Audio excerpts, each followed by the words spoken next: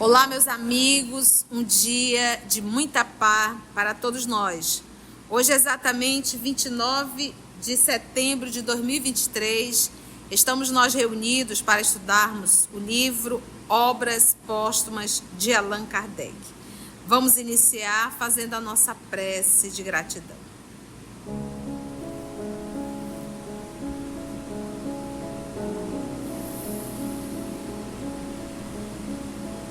Divino amigo Jesus, amigos espirituais aqui presentes, Deus nosso Pai, nós aqui estamos para realizarmos o trabalho do estudo da Obras Póstumas de Allan Kardec. Estamos aqui, Senhor, pelo compromisso que assumimos contigo, para estudarmos essa doutrina e termos a honra de compartilhar com tantos e tantos outros irmãos. O trabalho é teu. Nós estamos na condição de beber dessa fonte, assumindo a responsabilidade de não contaminá-la.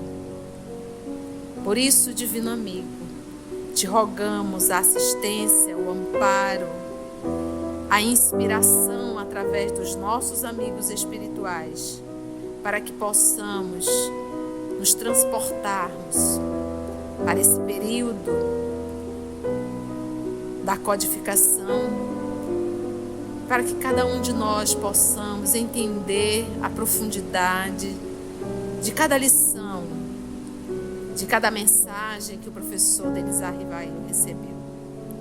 Muito obrigada por aqui estarmos, muito obrigada por essa casa que nos acolhe e te rogamos, divino amigo, a bênção a todos nós e em particular para esse ambiente, Senhor. Graça te damos. Então vamos lá, nós estamos na segunda parte, a minha iniciação no Espiritismo. E hoje nós vamos adentrar na primeira notícia de uma nova encarnação. Aqui o professor Denizar coloca a primeira notícia que ele teve de uma encarnação posterior a essa.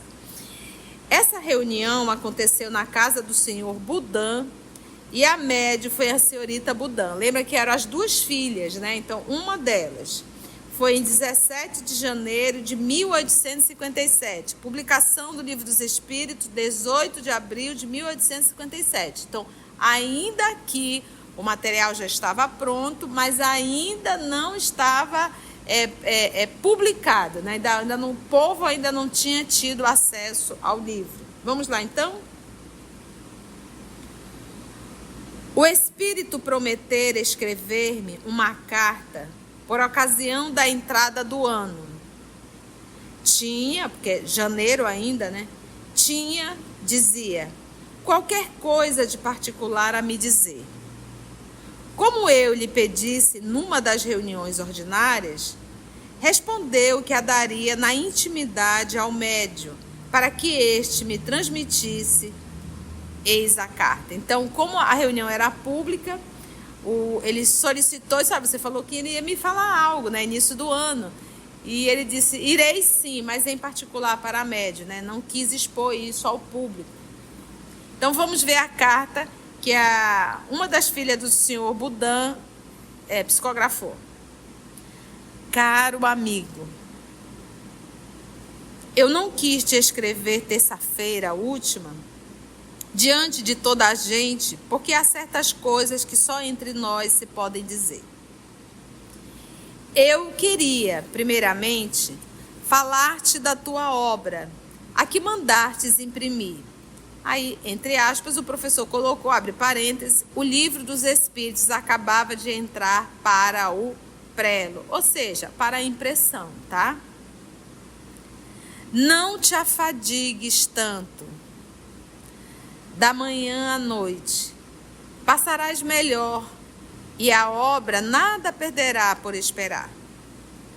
Segundo o que vejo, olha, quando os espíritos dizem repousa um pouco, Tá abusando. Ele devia estar trabalhando muito. Eu acho que esse homem só encostava a cabeça no travesseiro e levantava de novo.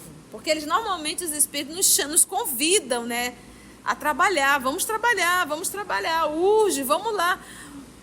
Mas quando eles dizem, olha, não precisa tanto, é porque realmente o professor Denizali, eu acho que ele estava respirando o espiritismo. Eu acho que ele deve ter obedecido, porque ele diz aqui para ele não se afadigar tanto, por causa da pressa, porque nós estamos em janeiro, né? O livro dos Espíritos só saiu em abril. Então, diz assim, tinha calma. Mas, pois é, agora acho que naquela época era mais lento também, né? Porque ele diz que já estava no prelo. Pois é, mas aí ele tá dizendo, aí o Espírito está dizendo para ele, não te apressa por isso. Eu acho que era, porque o que a gente vê? A revista Espírita, quando ele desencarnou, já tinha O mês de abril já estava pronto. Todo pronto. Então a gente percebe que ele trabalha, esse é o correto, né? É você trabalhar realmente já deixando o material pronto. Então, o livro dos Espíritos já estava pronto, já estava no pré. Eu acredito que ele já estava trabalhando no livro dos médios, né? Então, porque foram 5 obras, né? E ele não imaginava. E ele tinha realmente muito material. Muito material era direcionado para o professor e muito material ele foi tendo. E os espíritos diziam assim, olha, não publica isso. No momento guarda, lê e medita, né? Então, nossa... Mas como ele era adiantado, eu quero dizer assim, o espírito já sabia, porque ele disse, olha, aqui mandastes imprimir. Aí ele não te afadigues tanto, de manhã à noite. Ele devia passar lá na gráfica, já imprimiu, já saiu. Ele diz, passarás melhor e a obra nada perderá por esperar. Segundo o que vejo, és muito capaz de levar a bom termo a tua empresa, ou seja, até o final, o trabalho que tu se predispôs. E tens que fazer grandes coisas. Nada, porém, de exagero em coisa alguma. Observe e aprecia tudo judiciosamente, friamente. Não te deixes arrastar pelos entusiastas, nem pelos muito apressados. Essa é a segunda vez que ele leva essa advertência. Ele está levando aqui do Espírito Z, mas ele levou também do Espírito de verdade. Lembra? Nosso Senhor Jesus. Mede todos os teus passos, a fim de chegares ao fim com segurança. Não creais em mais do que aquilo que vejas. É o crédulo em excesso, né? Não desvies a atenção de tudo o que te pareça incompreensível. Virás a saber a respeito mais do que qualquer outro, porque os assuntos de estudo serão postos sob as tuas vistas. Mas a verdade não será conhecida de todos, nem aceita, senão daqui a muito tempo. Nessa existência não verás mais do que a aurora do sucesso da tua obra. Terás que voltar, reencarnada em outro corpo, para completar o que houveres começado. E então te será dada a satisfação de ver em plena frutificação a semente que houveres espalhado sobre a terra. Então, nesse parágrafo aqui, que fala que ele vai retornar, que ele vai reencarnar, a gente, analisando de uma forma fria e racional, quem deu continuidade à codificação espírita? Chico Xavier. Faz obras Chico Xavier. Então, não tem outro. Aí vai dizer assim, mas tia, não tem nada a ver, gente. Não tem nada a ver fisicamente. E a gente não conhece muito de Kardec. A gente faz uma personalidade de Kardec pela foto que a gente vê. E como bem a Mita, nós estávamos conversando sobre fotos, né? Da Mita antigas, ela disse, tia, antigamente as fotos ninguém podia sorrir. Era de praxe as pessoas tirarem a foto séria. Não podia sorrir, não podia mostrar os dentes. É porque não tinha o doutor Adroaldo para cuidar dos dentes na época, né? Então tinham que ser todos sérios. E é verdade, muita gente tinha problema realmente na sua arcada dentária. Então, o professor Allan Kardec, ele é aquela foto, parece assim, aquele sisudo, sério, mas quando a gente vai ler um pouco sobre Kardec, a gente vai ver, primeiro, a docilidade dele, da relação dele com a esposa, a Amélie. A gente vê pelas cartas que ele enviava para ela. A alegria dele, né, com alguns comentários, a gente até vê a forma, assim, bem Kardec de ser, mas é a personalidade diferente, né? Ele como um professor Denisard e ele como um mineiro. Porque a gente tem que ver que cada encarnação a gente vai adaptando a personalidade. Personalidade é uma coisa, moral é outra, né? Então a gente vai percebendo. Então eu particularmente não tenho escrito em lugar nenhum. Chico é Kardec.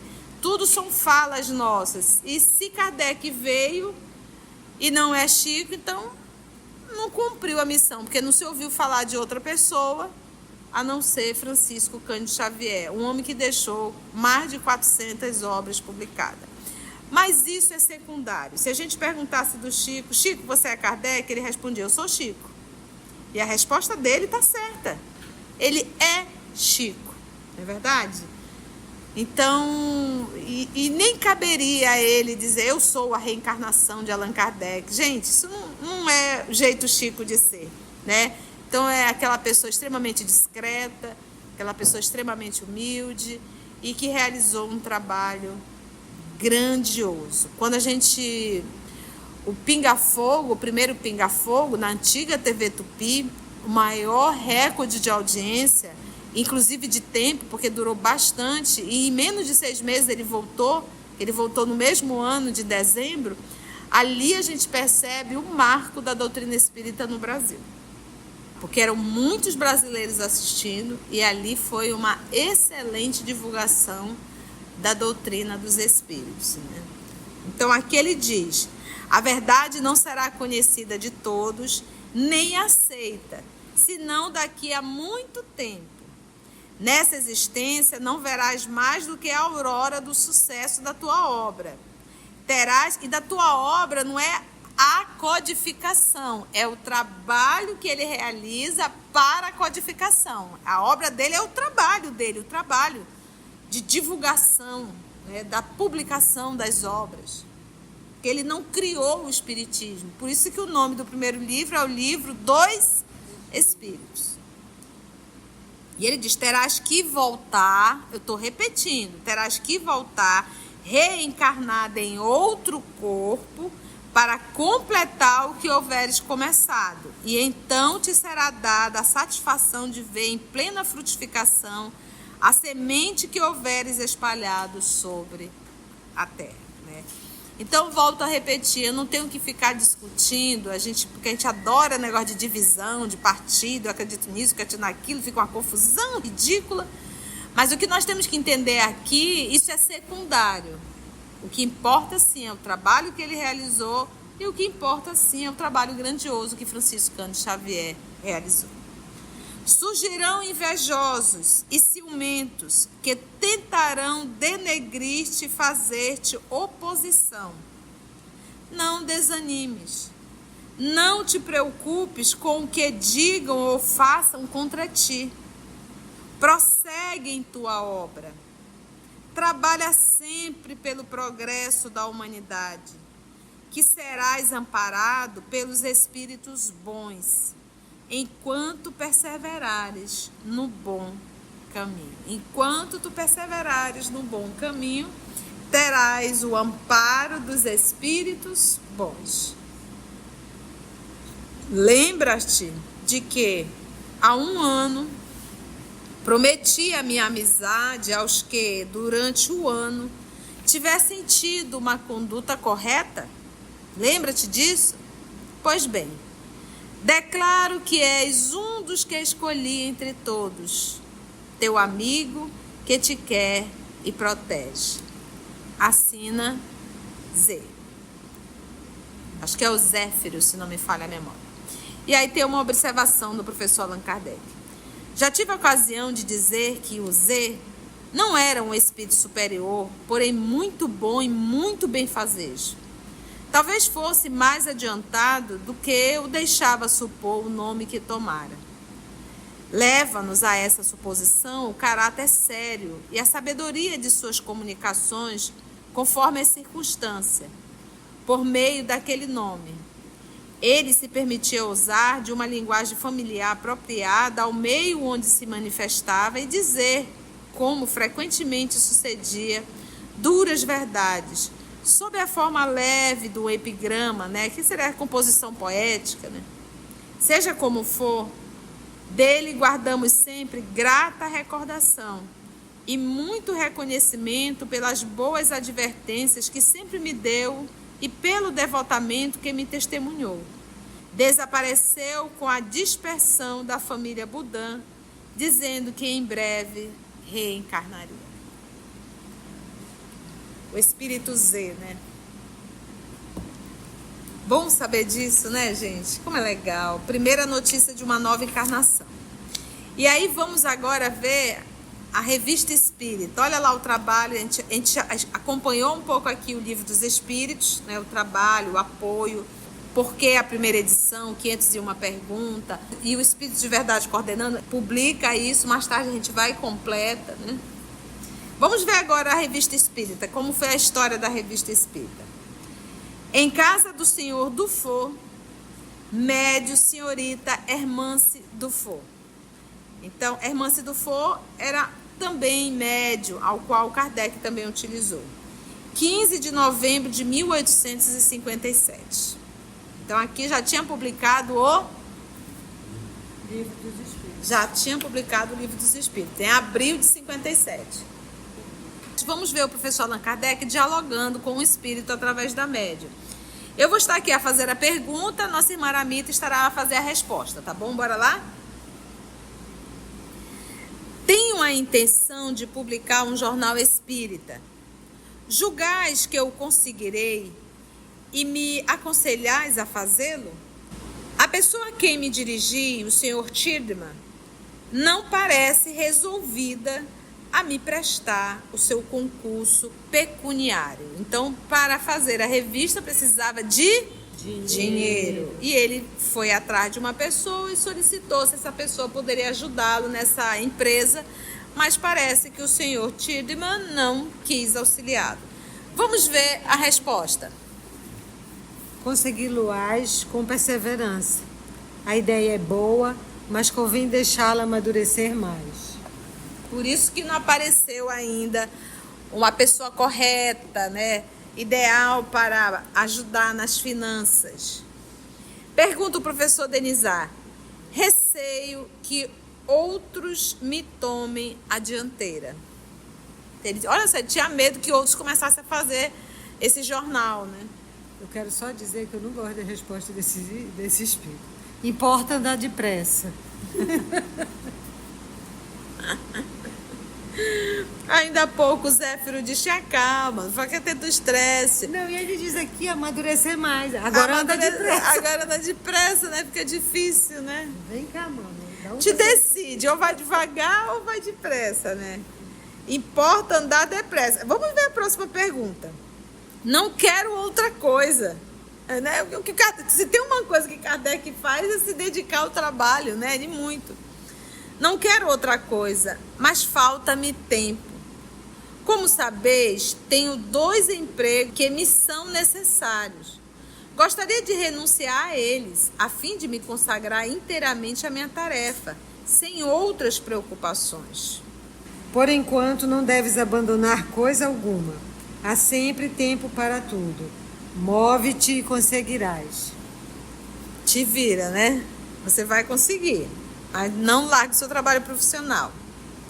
Perguntou Kardec, devo agir sem um concurso do senhor Tiedemann? Age com ou sem o seu concurso. Não te inquietes por sua causa. Podes prescindir dele. Então tá, né? Então tá, né? Vai vir outro, né? Continua fazendo teu trabalho. Era minha intenção publicar um primeiro número como ensaio, a fim de lançar o jornal e lavrar um tento, continuando mais tarde, se for possível. O que pensar disso? A ideia é boa, mas um só número não bastará. Entretanto, é conveniente e mesmo necessário para abrir caminho. será preciso que lhe dispenses muito cuidado, a fim de assentares as bases de um bom êxito durável. A apresentá-lo defeituoso, melhor será nada fazer, porquanto a primeira impressão pode decidir do seu futuro.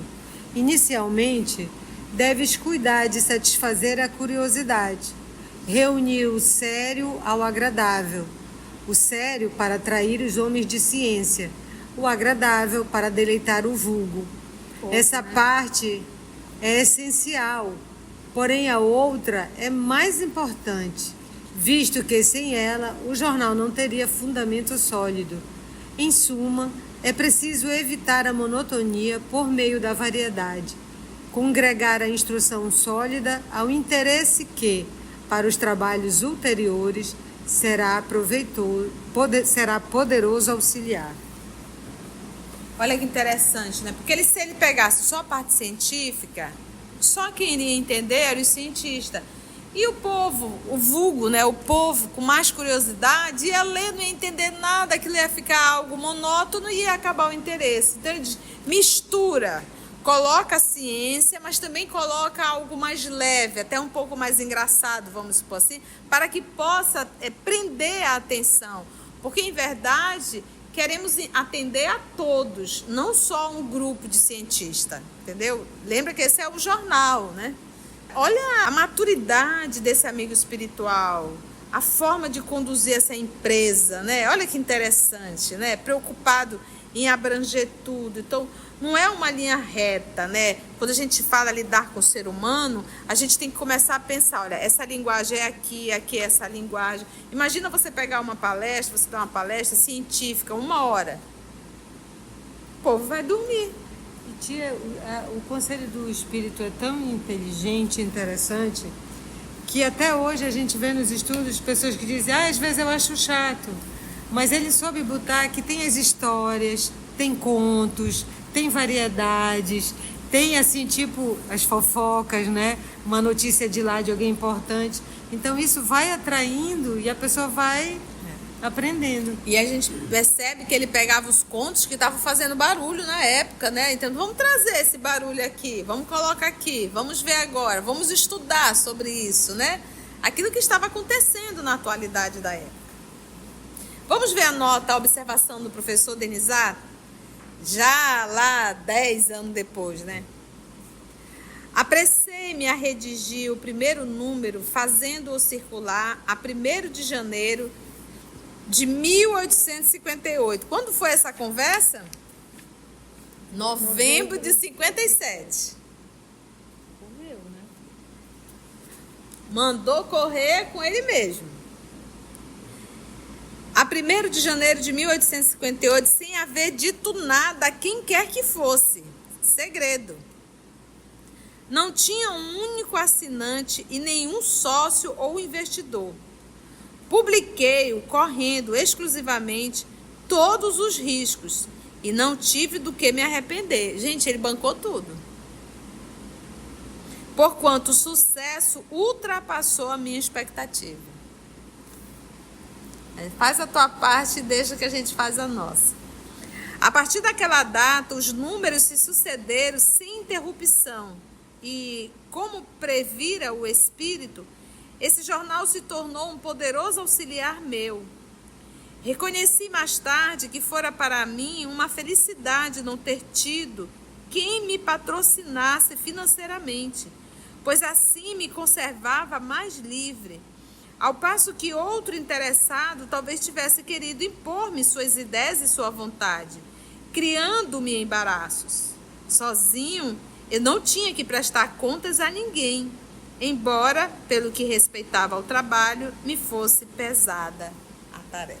E tia, vendo a história, a gente entende o porquê dessa pressa, porque na mesma rua que era a sede da sociedade, ele imprimia o jornal, pouco tempo depois foi lançado um outro jornal que era Jornal Espiritualista. Lembra que nos meses de 58 ele fica muito tempo dizendo o que é espiritualista e o que é espiritista? Uhum. É porque nessa mesma época, foi no mesmo ano de 58. Só que o dele foi logo em janeiro. E logo, meses depois, o outro lançou um jornal espiritualista também. Isso está escrito aonde, Aramita, para o pessoal saber esse teu material que você trouxe? Foi quando estava pesquisando sobre a revista Espírita. Mas não está na revista, não? Não que era boa fonte, né? A história do Espiritismo tem na mesma rua, era um outro jornal. História do Espiritismo, né? Vamos aí procurar. Então ele diz, olha que interessante. Então ele lembra que ele foi atrás do senhor Tiedemann. E o senhor Tiedemann disse, não estava muito afim. Não estou muito afim disso não, né? E aí a gente para pensar e disse, puxa vida, e agora? E o Espírito disse, não, vai lá, continua, vai trabalhando, te apressa, vai trabalhando. E ele acabou colocando o próprio dinheiro e não teve prejuízo, né? Graças a Deus a revista se pagou. E aí depois ele entende. E às vezes é isso na vida da gente, sabe? Às vezes a vida nos dá um não e a gente acha que é a pior coisa que tem. Quando o tempo passa, aí a gente olha para trás e vai dizer, arebaba, que bom que eu recebi um não lá atrás. Porque se tivesse sido um sim, hoje eu estaria todo enrolado, não é verdade? Então a gente tem que, quando a vida nos trouxer um não, a gente tem que agradecer e entender que essa é a vontade do Pai. E continua trabalhando, porque lá na frente você vai entender o porquê que você recebeu aquele não lá atrás. A fundação da Sociedade Espírita de Paris, bora lá? Vamos lá, 1º de abril de 1858, ou seja, praticamente um ano após a publicação de O Livro dos Espíritos. Até esse momento, as reuniões aconteciam nas casas, lembra? Casa do senhor Boudin, casa do senhor Roustan, né? Casa do senhor Dufour. Então, vamos ver agora aqui a fundação da Sociedade Espírita de Paris. Conquanto não haja aqui nenhum caso de previsão, menciono, a título de simples informação, o da fundação da sociedade por causa do papel que ela representou na marcha do espiritismo e das comunicações ulteriores que ali foram dadas. Havia cerca de 6 meses que eu realizava em minha casa, localizada à Rua dos Mártires, uma reunião com alguns adeptos às terças-feiras, tendo como médio principal a senhorita Hermance Dufour. Embora o local não comportasse mais de 15 a 20 pessoas, até 30 lá se juntavam, às vezes. Olha, a Gabi era um doce, né? Porque imagina toda terça-feira esse tanto de gente dentro da casa dela. Tais reuniões apresentavam grande interesse, tanto pelo caráter sério de que se revestiam, quanto pelas questões que ali eram tratadas. Lá, não raro, compareciam príncipes estrangeiros e outras personagens de alta distinção. Pensa o quê? A casa do seu Denizar. O local das reuniões, pouco cômodo pela sua disposição, logo se tornou muito acanhado. Alguns dos frequentadores resolveram cotizar-se para alugar uma sala que atendesse melhor os trabalhos. Mas, então, fazia-se necessário uma autorização legal, a fim de evitar que a autoridade nos fosse perturbar. Porque lembra aqui que nós estamos em qual período lá na França? Quem está governando? Napoleão III. Napoleão III. E qualquer reunião acima de um determinado número de pessoas era necessário que houvesse a autorização. Tem uma nota aqui. A nossa querida Aramita irá ler a nota de número 18. E a nota é do tradutor, né? Nessa época, a França vivia sob o regime de Napoleão III, de 1851 a 1870. Dentre as restrições à liberdade impostas pelo governo, estava a proibição de reuniões com mais de 20 pessoas em ambientes fechados, salvo expressa autorização em contrário. Ótimo. O senhor Dufour, que conhecia pessoalmente o chefe da polícia, encarregou-se de tratar do caso. A autorização dependia também do ministro do Interior, Coube então ao general X, e aí tem uma nota também, nota do tradutor. Trata-se do general Charles Marie Espírito Espinasse, ministro do Interior e de Segurança Geral do governo imperial de Napoleão III. Veja-se em Reformador de abril de 2008, as páginas 38 a 41, o artigo da identidade revelada após 150 anos. Legal. É porque eu estou me lembrando aqui que essas histórias também que a gente está vendo aqui lá do Simultino, está lá no que é o Espiritismo.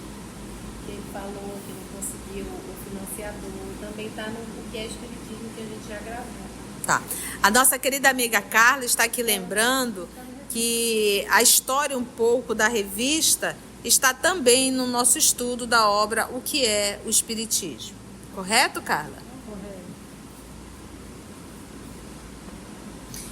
Então, coube então ao general X, e a gente vai ver já no Reformador,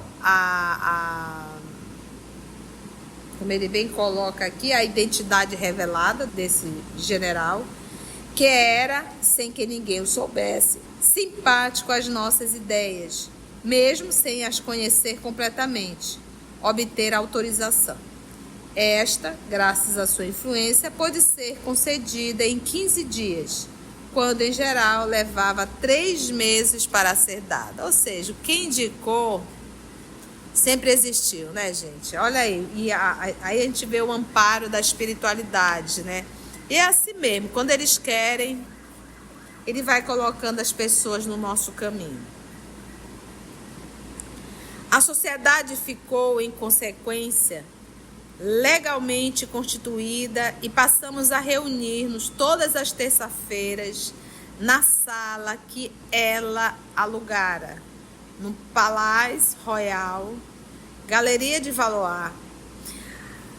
Aí esteve um ano, de 1º de abril de 1858 a 1º de abril de 1859. Então, como surgiu a primeira sociedade parisiense, sociedade espírita, por uma necessidade física, de espaço.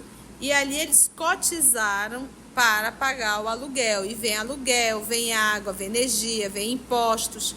É esse o movimento que nós temos que estar muito atentos. Às vezes a gente vai à instituição espírita, a gente entra na instituição, mas a gente não quer se interessar pelas despesas da casa. Então a gente devemos sim procurar a instituição e ajudar naquilo que puder, se puder, né? Ajudar, porque as casas têm a energia para pagar, tem água para pagar, tem os impostos para pagar. Então isso é um pouco de bom senso realmente nosso, não só na condição de trabalhador, mas também aqueles que estão frequentando a instituição. Nós do EOS, nós fazemos cotinha nas instituições, até porque a gente está em várias instituições dirigindo e a gente tem por bem fazer essa cotinha para ajudar na energia da instituição. A sociedade ficou, em consequência, legalmente constituída e passamos a reunir-nos, então, nesse localzinho. Aí esteve um ano, de 1º de abril de 1858 e foi até abril de 1859. Impossibilitada de lá permanecer por mais tempo, passou a reunir-se às sextas-feiras num dos salões do restaurante do Ar, no mesmo Palais Royal. Galeria Montpensier, de 1º de abril de 1859 a 1º de abril de 1860, época em que se instalou em local de sua propriedade, a Rua e Passagem Santana, número 59. Olha, conseguiram um espaço agora, não mais pagando aluguel, propriedade.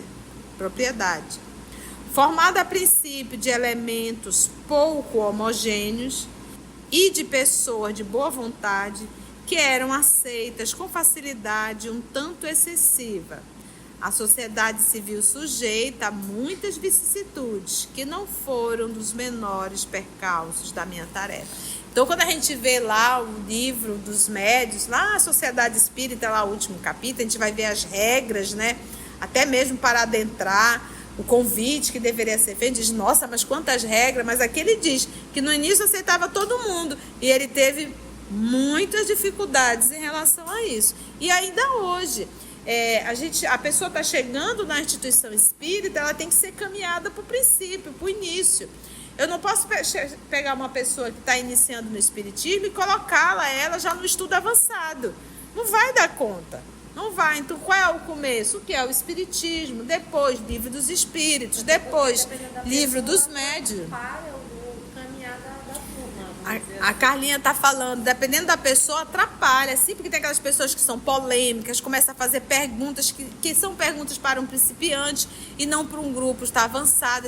Ai, tia, mas isso é preconceito? Não, não é preconceito, não. Vai estudar um pouco as obras do próprio Chico Xavier, a gente tem estudado, que quando os mentores espirituais irão fazer palestras, são selecionadas pessoas que deverão fazer perguntas. Porque tem perguntas que não cabem, acaba atrapalhando o coletivo, não é verdade? Isso não é preconceito, isso é ordem, né? É ordem, Os mensageiros, na palestra do Telésfero, não é qualquer um que pode assistir a palestra dele. Sim, exatamente. Mas aqui é assim, né? Ninguém, o pessoal da primeira série, depois a segunda série, terceira série, você não pode pegar um da segunda e Tem botar na ordem. quarta. Tem ordem. O que você falou, Tarcísio? Atrapalha, acaba atrapalhando.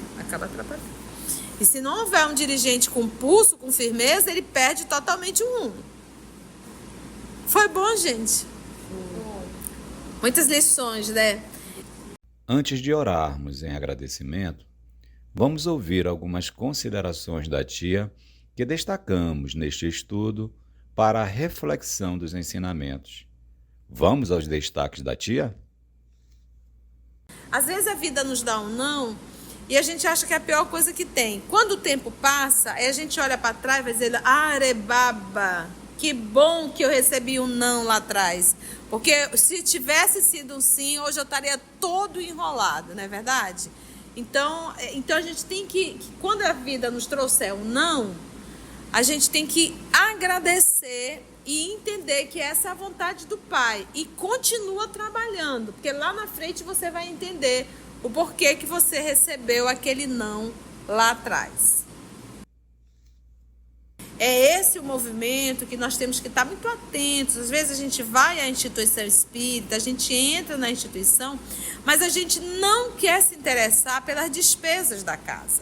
Então a gente devemos sim procurar a instituição e ajudar naquilo que puder, se puder, né? Ajudar, porque as casas têm a energia para pagar, tem água para pagar, tem os impostos para pagar. Então isso é um pouco de bom senso realmente nosso, não só na condição de trabalhador, mas também aqueles que estão frequentando a instituição.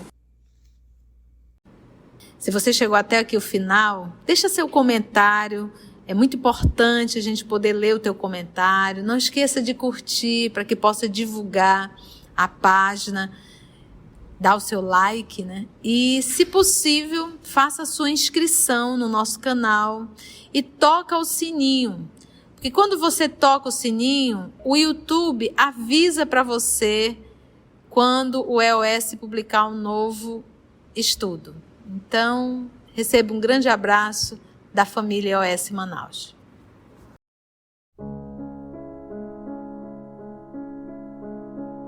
Assim, concluindo o nosso estudo de hoje e agradecendo o nosso Mestre Jesus por mais este momento de aprendizado, vamos orar?